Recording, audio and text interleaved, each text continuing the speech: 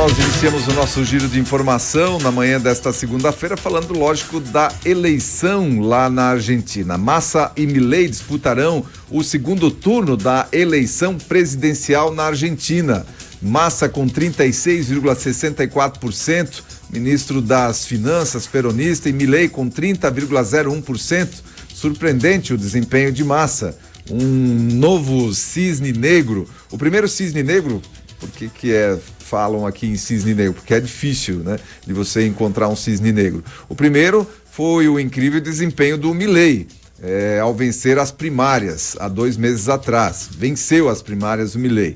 6 pontos percentuais são difíceis de recuperar no segundo turno, segundo os analistas. Foram 6 pontos de 36,64, quase 7 pontos percentuais a diferença do Massa para o Milei. No entanto, a Patrícia Bullrich, centro-direita e antiperonismo, obteve 23,83% dos votos.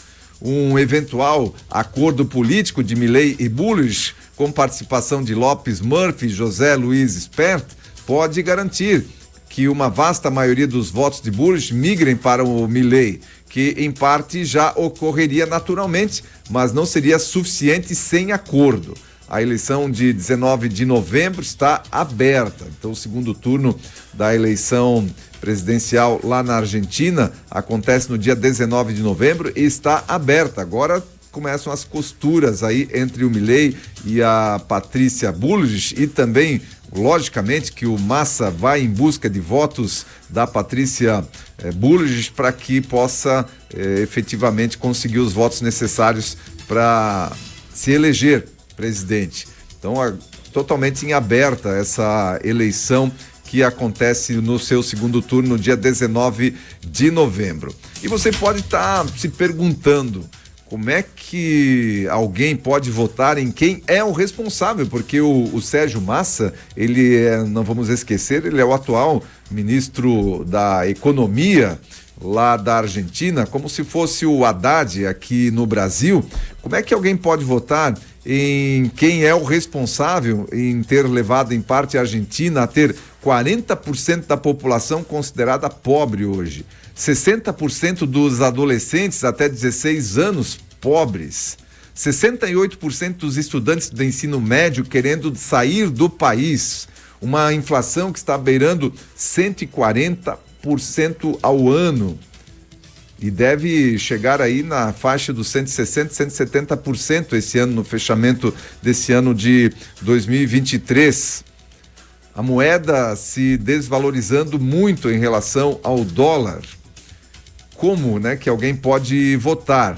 A única vantagem que nós temos lá na Argentina em relação ao que acontece no pleito, ao que aconteceu no pleito eleitoral aqui do nosso país, é o seguinte: lá ainda a liberdade de expressão ainda impera. Ninguém foi preso pelas suas manifestações políticas públicas, nenhum canal de televisão foi perseguido, ninguém tendo suas redes sociais bloqueadas por ordem de nenhum xerife da Suprema Corte lá da Argentina, ninguém sendo multado, nenhum candidato sendo perseguido também aí pela Suprema Corte lá do país ou pelas autoridades eleitorais lá do país. Então, nesse aspecto ao menos, lá tem uma situação diferente da nossa, mas nos demais indicadores que foram passados aqui, você pode pedir como que a população vota em quem é responsável por essa situação catastrófica, caótica que vive a Argentina. Pois tem uma explicação bem razoável para isso. Em 2002, nós tínhamos lá na Argentina, a Argentina hoje tem 46 milhões de habitantes. 46 milhões de habitantes. Em 2002, 2 milhões e meio de pessoas trabalhavam para o Estado, seja no Poder Executivo, Legislativo, Judiciário, Federal, Estadual, Municipal. Nós tínhamos, em 2002, 22 anos atrás, 2 milhões de pessoas dependentes de algum benefício social do Estado e 5,8 milhões que aportavam recurso, sendo contribuintes, seja da iniciativa privada, das empresas ou através também do Estado. Hoje, 22 anos depois, de 2 milhões e meio de pessoas trabalhando para o Estado, tem 4 milhões e meio que são funcionários do Estado. 4 milhões e meio. Ou seja, 10% da população hoje é funcionário público. Trabalha para o Estado, seja na esfera federal, estadual ou municipal. 25 milhões de pessoas dependem de algum tipo de ajuda do Estado. De 2 milhões em 2002, 25 milhões. E lembrem, 46 milhões é a população da Argentina hoje. 25 milhões depende de alguma ajuda do Estado. E aqueles que pagam a conta continuam sendo 5,8 milhões, mesmo que em 2002. População então de 46 milhões, eleitores 35 milhões de pessoas, uma abstenção de 26%, que mostra muito eleitor lá também descontente, que não tem esperança mais na política. E tem aí agora os dois candidatos, um que é a continuação do que está aí, ladeira abaixo da Argentina, e o outro, Milei, que veio com um discurso liberal. Muitas pessoas estão assustadas, né, com o discurso dele, dolarização, implantação do dólar, acabar com o Banco Central. E aí você vai entender, bom, muita gente dependendo do Estado, e o discurso do Milei é acabar com o Estado, é privatizar, é dar uma mexida grande no Estado. E aí a troca, né, dos benefícios sociais, a dependência, aí você entende também por que no socialismo, porque o peronismo, o kirchnerismo, enfim, a Argentina está vivendo lá o pior do socialismo, a pior, né, que está levando o país à beira do colapso. Então você entende por que no socialismo as pessoas ficam dependentes do Estado, por que o Estado importa tanto deixar as pessoas dependentes. Vejam que de 2 milhões de pessoas em 2002, hoje 25 milhões de pessoas dependem de alguma questão social, de algum auxílio do governo por lá. De 2 milhões e meio de pessoas que trabalhavam, eram funcionários do Estado, hoje tem 4 milhões e meio de pessoas que dependem do Estado por lá. Talvez seja um pouco da explicação do porquê o Sérgio Massa teve essa votação expressiva na noite, no dia de ontem, lá na Argentina. Pois é, 4 milhões e meio de pessoas que dependem diretamente do Estado, fora as 25 milhões aí que dependem de algum auxílio, algum benefício social do Estado. Realmente uma grande massa de manobra, e você vê que a única vantagem por lá é o mínimo, que é a liberdade de expressão. Olha, cerca de 60 pessoas ligadas ao Movimento Sem Terra foram retiradas pela Polícia Militar de uma propriedade rural em Canoinhas, no norte de Santa Catarina. Isso aconteceu durante a madrugada e manhã desse sábado, dia 21. O caso aconteceu mais precisamente em Valinhos, que é uma localidade lá de Canoinhas. E de acordo com a PM, a ação foi desmobilizada através de negociações. Segundo o tenente-coronel de Canoinhas, diversas unidades do Estado foram acionadas para prestar apoio a essa ação, que iniciou pela manhã de sábado e se estendeu ao longo do dia. A Polícia Militar declarou que 3 pessoas apontadas como líderes do grupo foram presas em flagrante pelo crime de invasão de propriedade e dano. Também foram apreendidas foices, enxadas e machados do Movimento Sem Terra, e 3 veículos, entre os 26 utilizados pelo grupo, foram recolhidos ao pátio conveniado por infrações de trânsito. Vale aqui destacar a fala da prefeita da cidade de Canoinhas, a Juliana Maciel, que no lugar trata-se então de uma fazenda no município, e se há qualquer tipo de discussão sobre a propriedade ou não das terras, isso cabe à justiça e não ao Movimento Sem Terra. E aí a gente vê imagens desse momento da movimentação da Polícia Militar lá, que fez o que tem que fazer mesmo. Vai invadir terra, como disse a prefeita, quem tem que definir alguma questão sobre propriedade de terra é a justiça e não o movimento do Sem Terra invadindo. A polícia agiu prontamente e fez o que tem que fazer com esse tipo de invasor.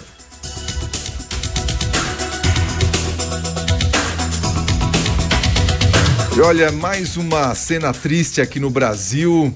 Nós temos um vídeo aqui que a gente vai mostrar para você de um movimento do PCO, Partido da Causa Operária, que é considerado um partido de extrema esquerda, da extrema esquerda brasileira. E num movimento, num ato de manifestação que aconteceu nesse final de semana, você vai ouvir diretamente, lógico, do áudio e do vídeo desse material, o que o PCO defende aqui no nosso país. Vamos acompanhar. Em primeiro lugar, saudar a luta do povo palestino! Viva a Palestina! Viva!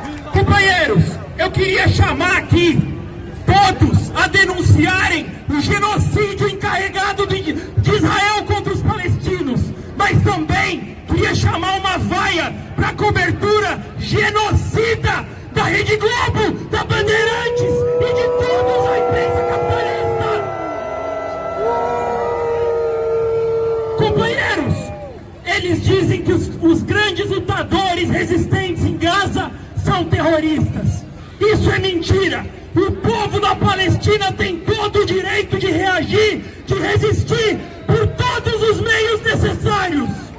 Companheiros, terrorista é o Estado de Israel. Terrorista é Benjamin Netanyahu. Terrorista é o Biden e os Estados Unidos. Companheiros, eu queria terminar aqui falando uma coisa.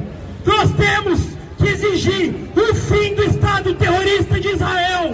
Nós temos que exigir uma Palestina em todo o seu território histórico.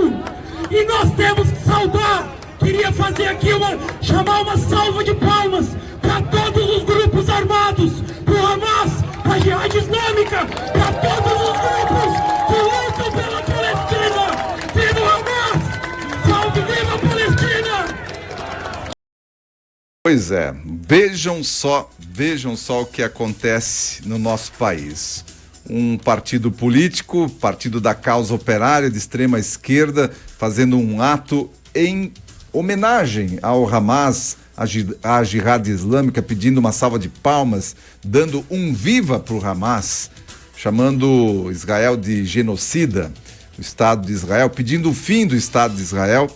Se esse ato fosse na Alemanha hoje, ele estaria preso, quem está no caminhão, quem estava ali aplaudindo, estariam presos, porque lá na Alemanha foi instituído que qualquer movimentação, qualquer protesto, qualquer manifestação em favor de terroristas é condenado aí, não pode, é proibido, inclusive esse tipo de manifestação lá a polícia intervém, inclusive com prisões. O mesmo acontece na França.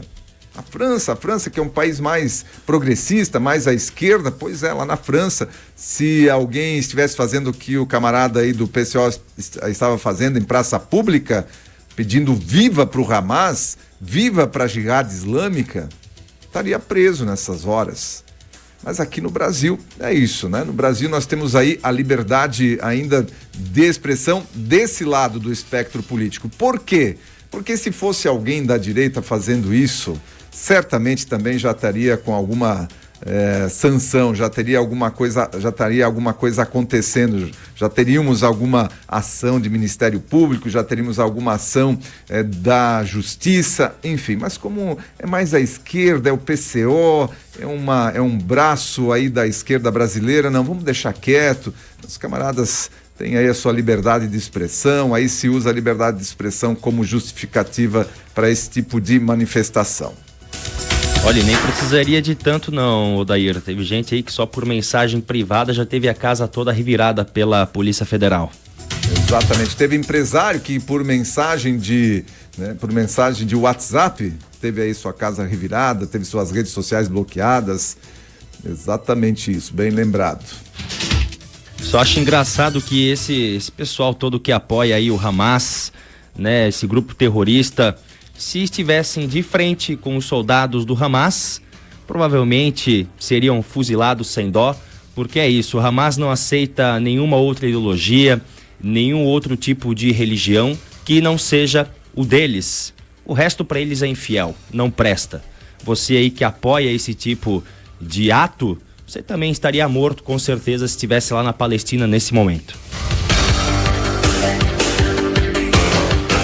Olha, criança de 6 anos morre em pula-pula e caso acende alerta sobre brinquedo. A morte de Nicolas Souza Prado, de 6 anos, após o menino cair de um pula-pula durante a própria festa de aniversário no interior de São Paulo, acendeu um alerta para os cuidados que os responsáveis devem ter ao deixar as crianças nesse tipo de brinquedo. Conforme postagens de amigos e parentes de Nicolas nas redes sociais, uma criança mais velha estaria com ele na cama elástica e teria caído sobre o menino durante a brincadeira. Nicolas fraturou 4 costelas, foi internado e morreu 5 dias depois. E aí existem algumas recomendações também e cuidados que se deve ter ao levar as crianças para brincar em cama elástica e pula-pula, como por exemplo, sempre respeitar a capacidade máxima de peso e crianças do brinquedo, que é informado aí no manual de instrução. O pula-pula também deve estar bem fixo no chão, não deve se usar água ou sabão durante a brincadeira. Se for colocar mais de uma criança, que elas tenham idade, peso e altura parecidas, não permitir saltos ou cambalhotas ou piruetas e sempre ter as proteções laterais.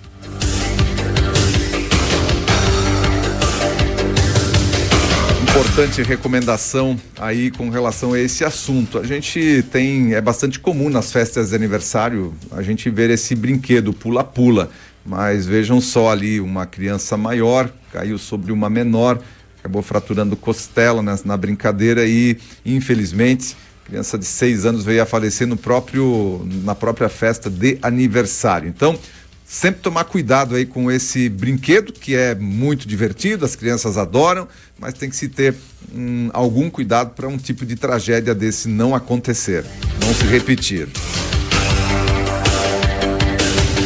Olha, hoje, segunda-feira, às 19 horas, nós teremos uma sessão solene na Alesc, Assembleia Legislativa aqui do estado de Santa Catarina, lá em Florianópolis, onde será realizada uma homenagem aos 100 anos do Rotary Brasil. Neste momento, além da homenagem dos 100 anos de rotarismo no Brasil, a Alesc selecionou alguns clubes e rotarianos para serem homenageados. Nós estaremos estaremos presentes, vamos num grupo aqui da região que vai prestigiar esse momento importante para o Rotary também aqui do país, do mundo, pelos 100 anos no Brasil, especificamente os 100 anos de Rotary aqui no Brasil. Homenagem da Alesc. Estaremos lá na tarde e noite de hoje para que possamos acompanhar então essa homenagem. E quem mandou um recado a respeito disso também foi o deputado Napoleão Bernardes. Grande família rotariana de Santa Catarina. Nessa segunda-feira, a Assembleia Legislativa faz uma sessão solene especial em relação ao centenário do Rotary no Brasil, para celebrar essa data importante. Afinal, são 100 anos de muitas conquistas em favor da sociedade. Vamos celebrar juntos essa marca histórica tão relevante para Santa Catarina e para os catarinenses. Bem, recado aí do deputado Napoleão Bernardes. E hoje, à tarde e noite, estaremos lá então prestigiando esse evento, homenagem ao Rotary brasileiro, ao Rotary no Brasil, aos 100 anos de Rotary no Brasil. Amanhã a gente passa mais informações para você a respeito. E o Distrito Federal, São Paulo e outros 13 estados brasileiros têm até 15 dias, até 6 de novembro, para começar a emitir a nova Carteira de Identidade Nacional. Santa Catarina está entre os estados que já emitem a nova versão do documento. O novo documento não tem mais o RG, apenas o CPF como registro geral, único e válido para todo o país. Atualmente, 12 estados emitem a nova Carteira de Identidade Nacional, entre eles Acre, Alagoas, Amazonas, Goiás, Mato Grosso, Minas Gerais, entre outros. A adesão começou em julho de 2022 pelo Rio Grande do Sul. Até agora foram registrados 2 milhões de novos documentos, mas o governo federal determinou que até 6 de novembro todas as unidades federativas passem a expedir o novo documento, a nova Carteira de Identidade Nacional. Então aqui que não há necessidade de correr para trocar a sua atual carteira de identidade. O fato é que o governo está exigindo que todas as unidades federativas comecem a emissão. Então novas carteiras de identidade já devem ser emitidas dentro desse novo modelo. mas não há necessidade ainda da troca. Isso ainda tem 10 anos aí que você pode utilizar a atual carteira de identidade. Mas na medida que precisar fazer uma segunda via, na medida que ela tenha que ser renovada, está no prazo de renovação, e novas carteiras de identidade já devem ser emitidas então pelo novo modelo. Santa Catarina já está emitindo o novo modelo, mas o governo agora quer que todas as unidades da federação passem a adotar o novo modelo da Carteira Nacional de Identidade. E assim a gente encerra esse primeiro bloco de informação para você, ouvinte do Repórter Cultura, na manhã desta segunda-feira.